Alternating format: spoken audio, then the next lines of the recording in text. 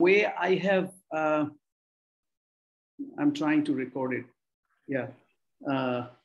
The way I have planned to do it is that, instead of me asking you too many questions, I'm just going to pose a little scenario that I am actually faced with here in India, in Kolkata. And in fact, throughout the world, throughout the country, it's more or less the same situation. So, things that we talk about when we are in USA, in New York, and things that I see here in India, they are so completely different on the surface.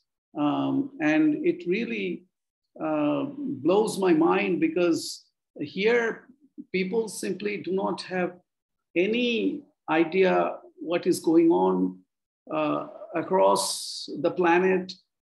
There is practically no media discussion on the ongoing war, or climate change, the looming disaster, in terms of the environmental crisis and things like that.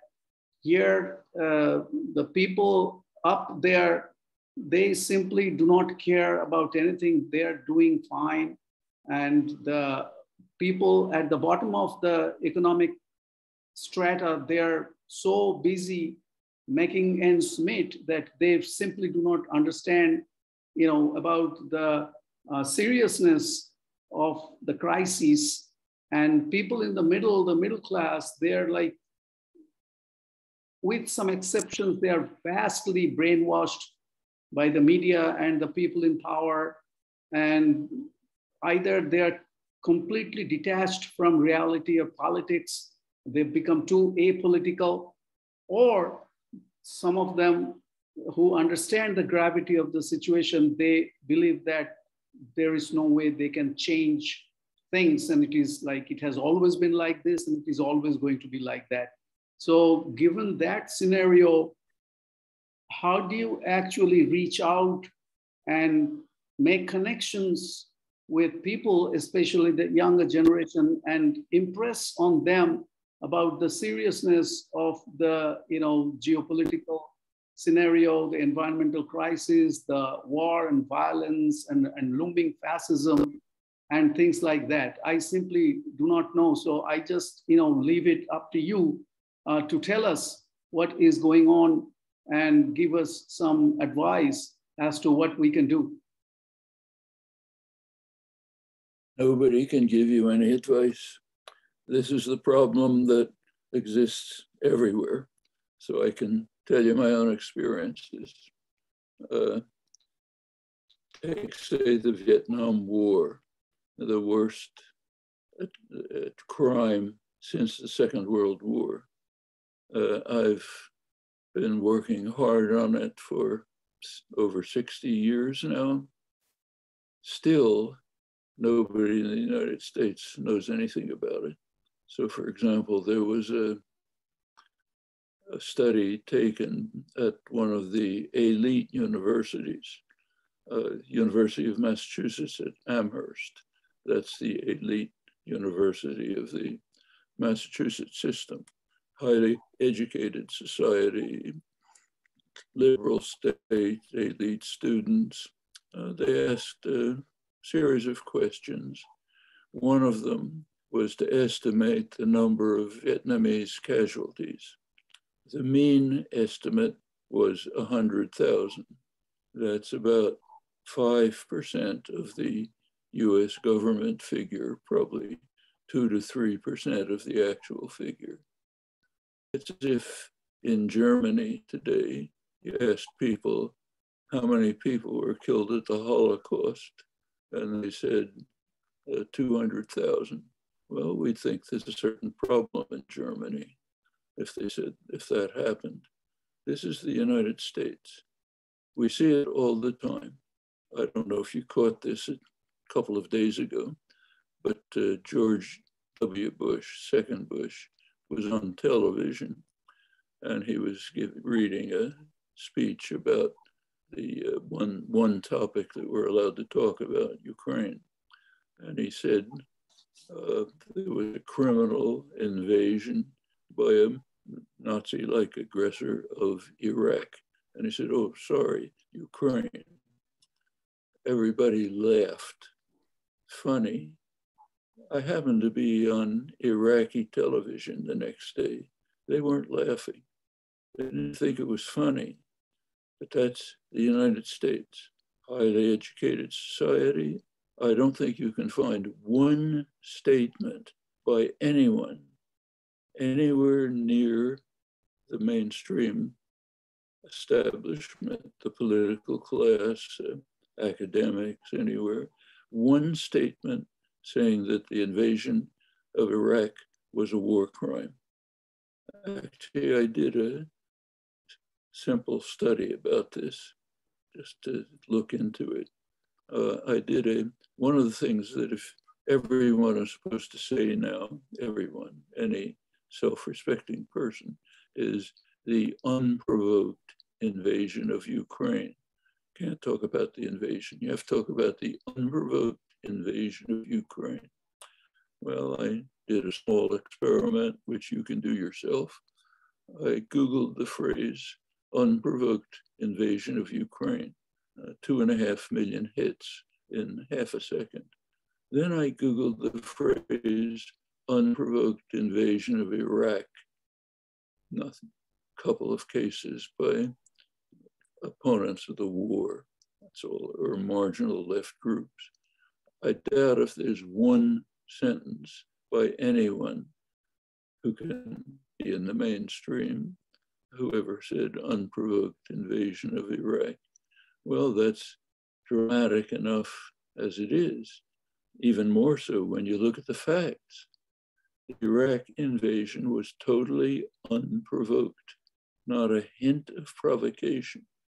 The Ukraine invasion was definitely provoked by long-standing US efforts to integrate Ukraine into the NATO military command and explicit statements saying that we're not going to pay any attention to Russian security concerns.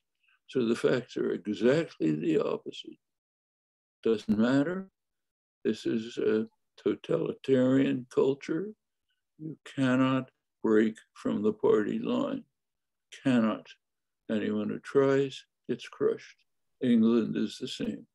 So for example, Jeremy Corbyn, who was of course smashed by the whole mainstream establishment because he tried to create a popular Labour Party that would answer to the needs of working people and the poor. He was destroyed with vicious attacks, claims of anti-Semitism, all sorts of things. Well, about a couple of weeks ago, he made a statement. He said, we should try to find a negotiated settlement to the Ukraine conflict so that these horrors of this criminal war don't go on. And he said, after Ukraine is settled one way or another, we should rethink the question of the status of NATO. Do we really need NATO in its present form? For that, he was virtually thrown out of the Labour Party, okay?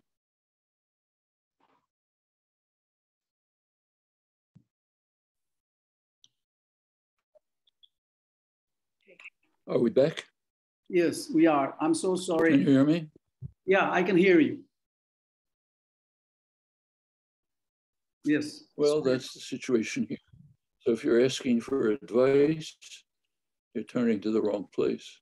There is no advice except to keep working, keep trying.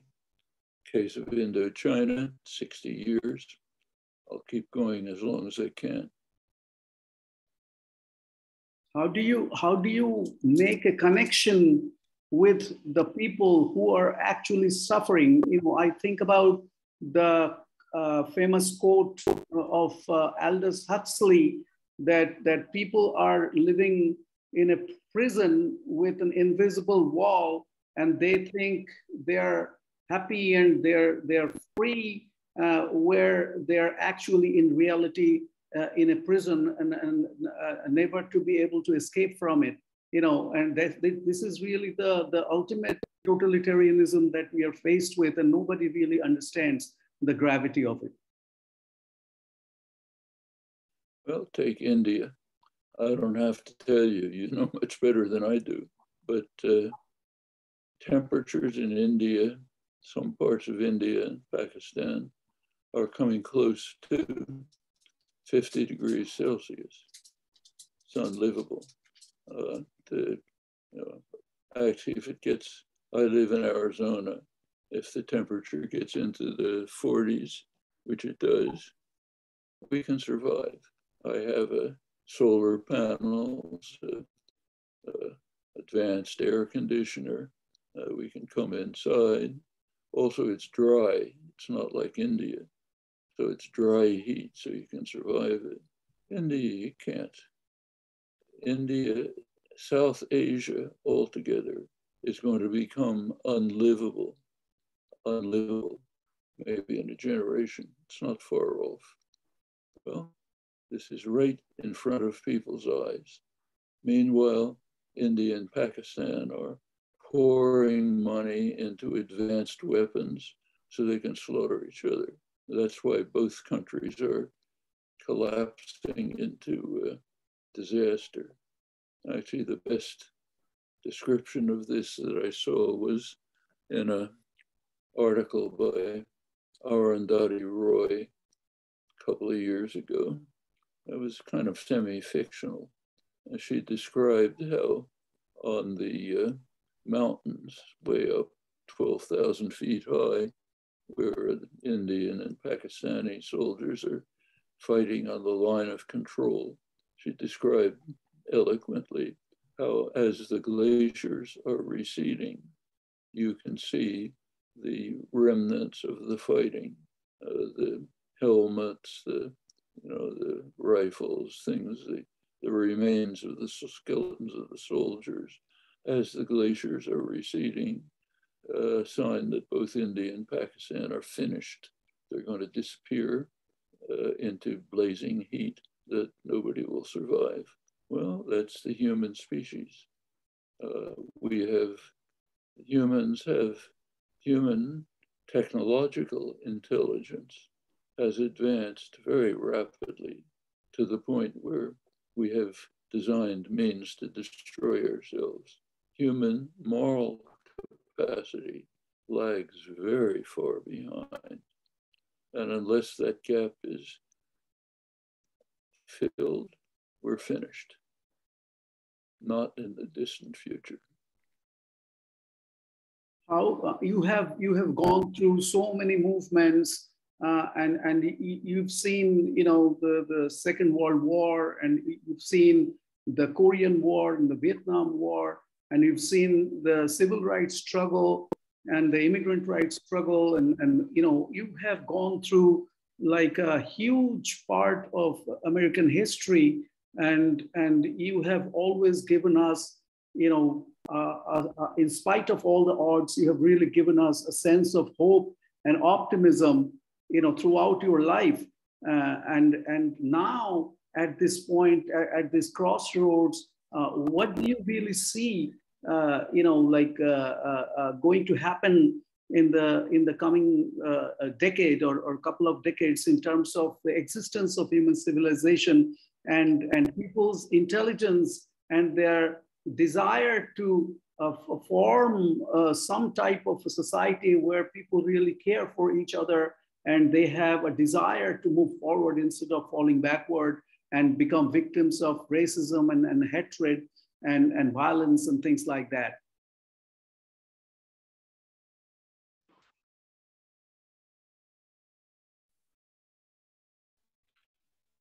Answers. There are well worked out, feasible answers to every serious problem we face.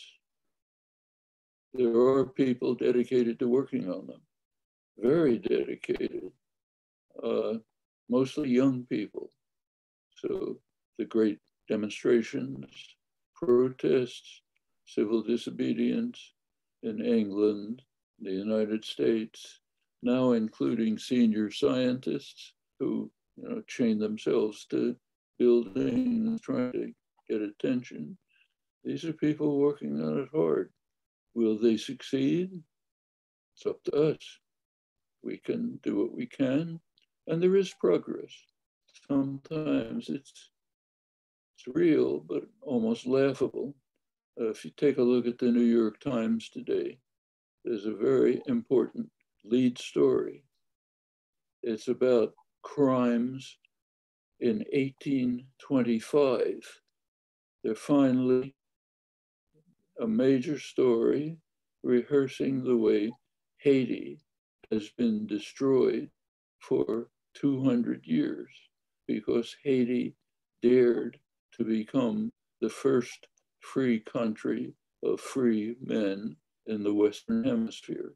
That's a crime for which Haiti has been punished for 200 years. And it's a good story. It goes through the record, the French record, which is despicable, vicious, Nazi-like, and remains today. They don't even know it in France. They don't even talk about it. Hideous. And then it does, to its credit, say a few things, nowhere near enough, about the hideous US rule. A few things about it, but some at least. Okay, so here's a story that's 200 years old, which we're finally reaching a level of civilization where some of us can discuss. Well, that's progress. And there's more progress. In many respects, you mentioned civil rights, women's rights, other things. There's been considerable progress in the last 50 years. There's now efforts to roll it back, to go back to the days of Jim Crow, to stop teaching American history. When the Republicans take office again, as they presumably will, they will probably continue to pass federal laws banning the teaching of American history in schools. They don't say that, but that's what it amounts to. It means you cannot teach anything that would be divisive or that would make students, meaning white students, feel uncomfortable. Those are the laws. It's a way of saying you can't teach the history of slavery, the history of Jim Crow. You can't teach the core of American history in our totalitarian culture. Well, that's the backlash coming from the Republican Party. But there are people fighting, and that's the struggle. Same in India. Everybody hasn't given up. There are people working hard at JNU, other places, to try to combat the Modi effort to destroy Indian democracy and to create a racist Hindu ethnocracy. There are struggles. It's not over. There are struggles about Kashmir, where horrible crimes are taking place constantly. Not enough. The West refuses to get involved because it doesn't care. The United States is happy to have a racist India as an ally. It's part of the reactionary international that the US wants to run.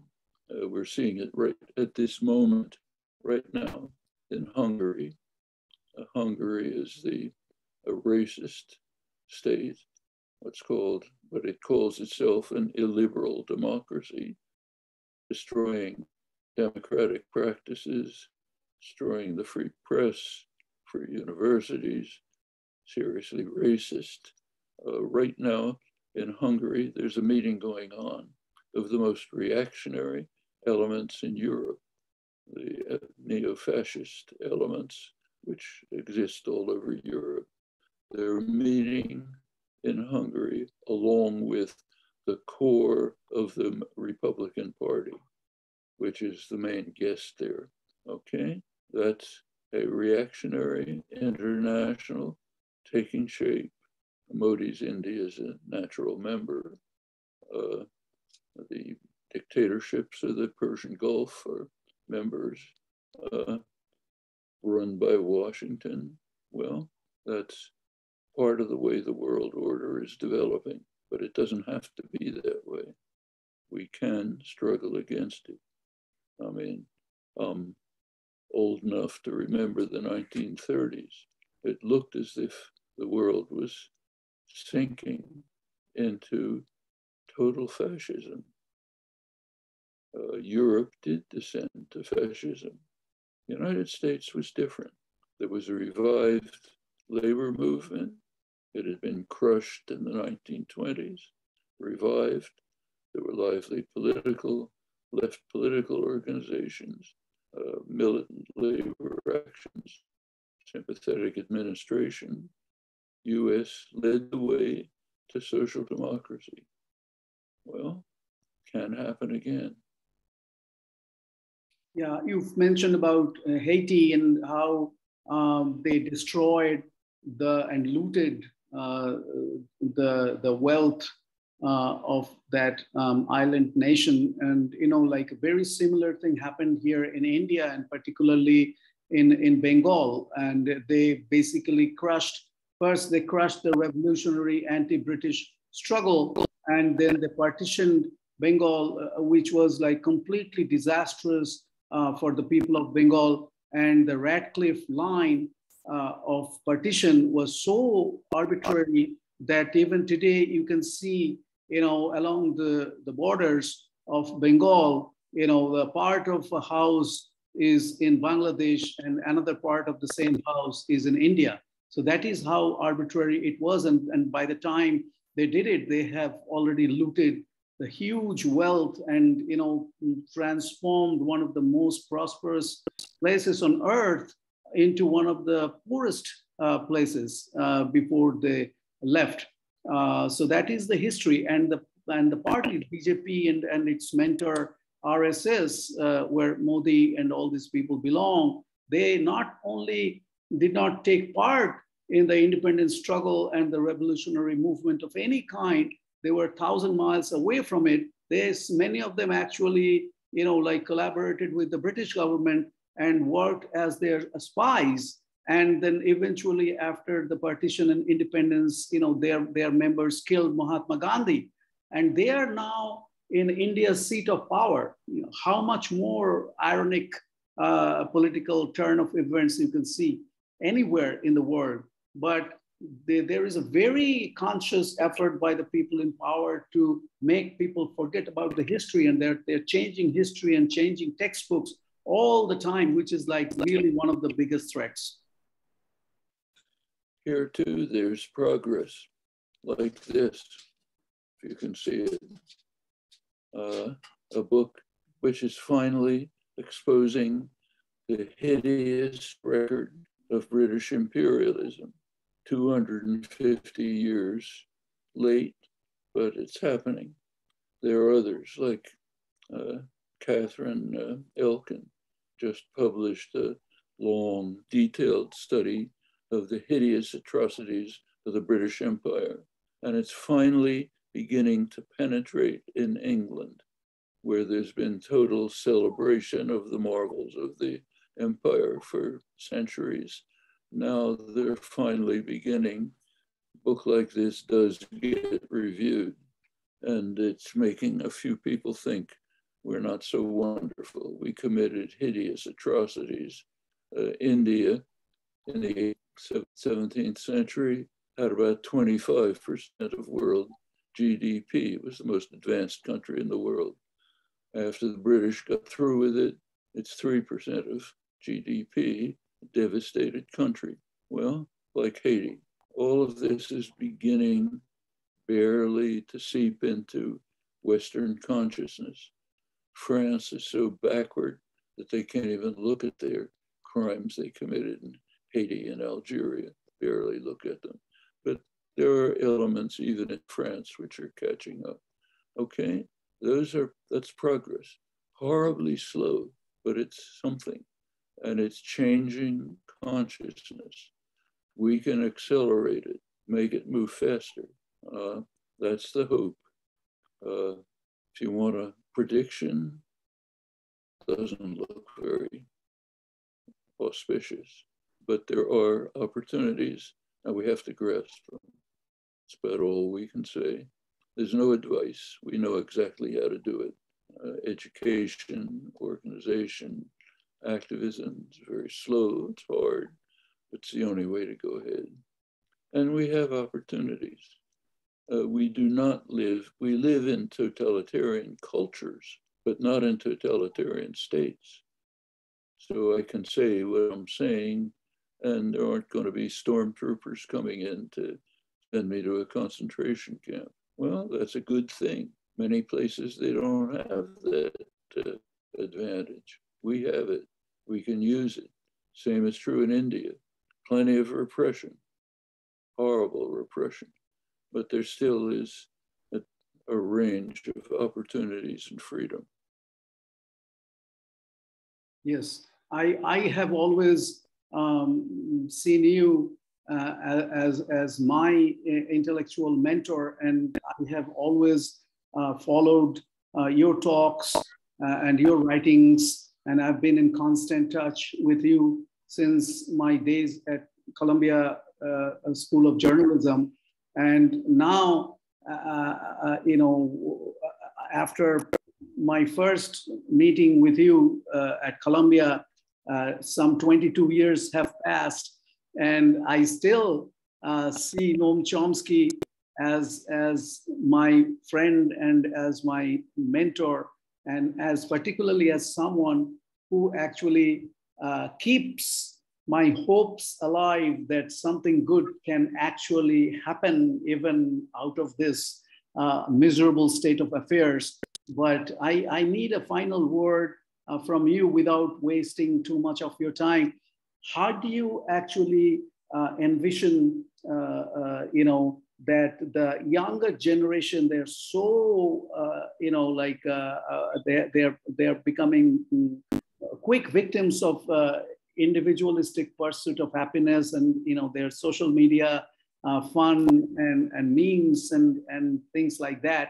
How do you actually envision that there could be a way to make a connection with the younger generation so that they come forward and take matters in their own hands and transform the world to be a better place to live?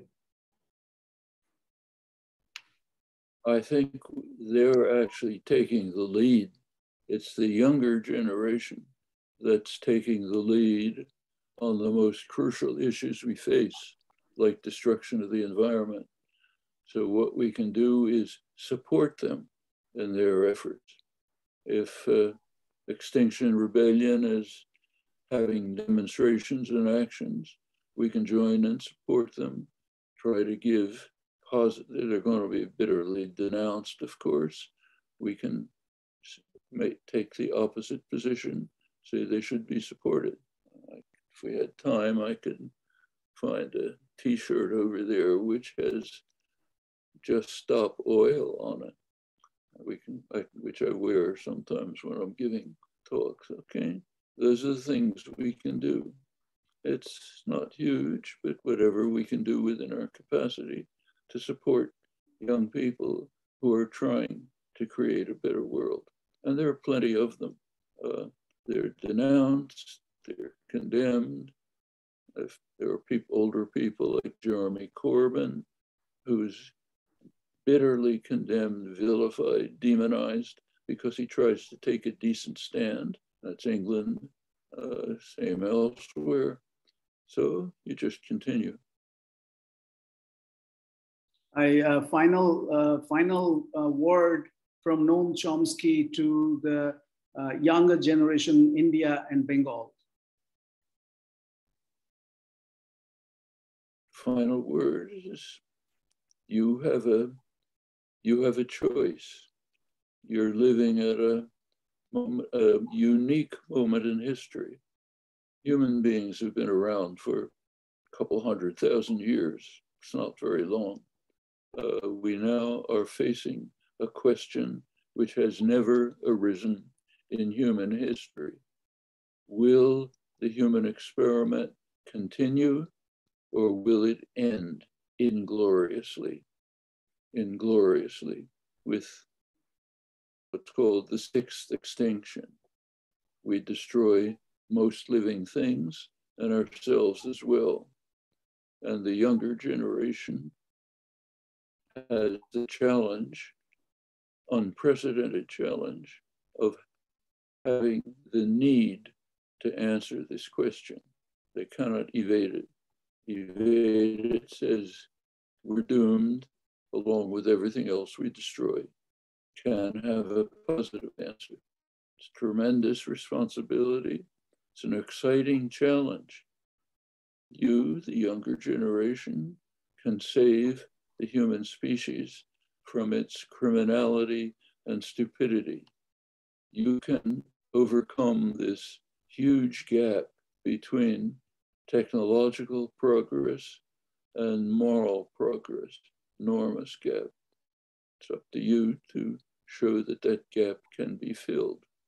That's a challenge, cannot be avoided. There's no way to refuse to give an answer. If you refuse, you're saying, let's kill ourselves and everyone else. That's the answer. So you have to make a choice. Thank you very much, Noam, for your time. And I'm sorry about this internet connection problem, but I really thank you for your patience. And I hope that we can, I have the privilege to have a few more conversations with you in the coming days. And I will definitely be in touch with you when I come back to New York in July. And I will, if I have any questions, then as always, I'll send you an email. And I would always appreciate your thoughts and your mentoring and your words of wisdom that always keep me going and help me to look forward to a better future. So thank you very, very much. Very good to talk to you. Let's keep in touch. Thank you so much.